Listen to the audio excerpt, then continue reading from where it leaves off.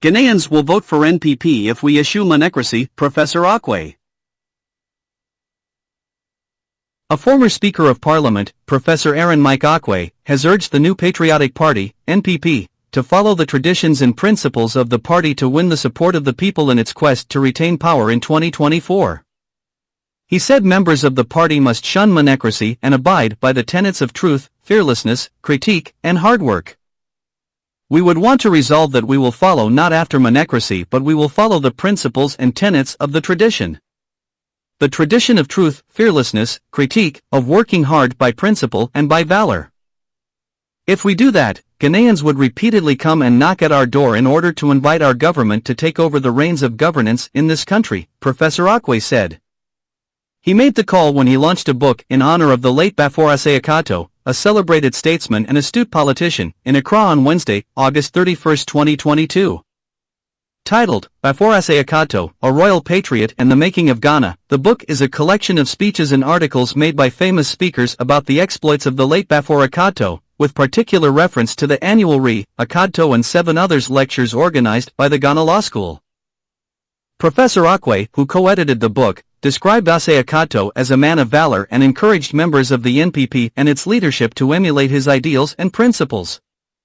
If we, NPP, do otherwise, we will not be honoring those men of valor like Akato, Dankwa, Busia Dambo, and others, he said. Outlining the contributions of Bafore Akato to the country's constitutional and democratic reforms, he said the celebrant fought for the protection of human rights and inclusiveness. He said all the constitutions that had emerged after the 1960 Constitution, 1969, 1979, and 1992 constitutions, guaranteed the rights of the people courtesy the efforts of Bafore Akato and others who stood against dictatorship. So today, when you invoke the rights that when you're kept in prison you cannot be kept in an inhumane situation, you're invoking the rights those people fought for, Professor Oquaye said.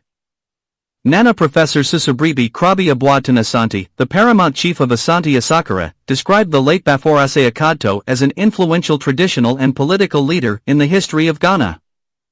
He said the submissions made by Bafore Akato's lawyer, J.B. Dankwa, in the famous 1961 Akato case, were faithfully incorporated in all constitutions that were promulgated after 1966. Although Dankwa's submission did not prevail in the Akato case, they subsequently became the cornerstone of the judicial edifice, which was erected after his death for protection of human rights, Nana Asante said.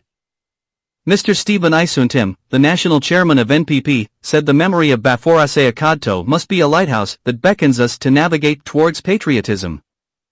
We can best break the aid if we bear each other's burden, forgive each other when we are offenders and work diligently to support the government's efforts to ameliorate the plight of the Ghanaian people, he said. Bafore Akato was born in 1904 and died in 2002.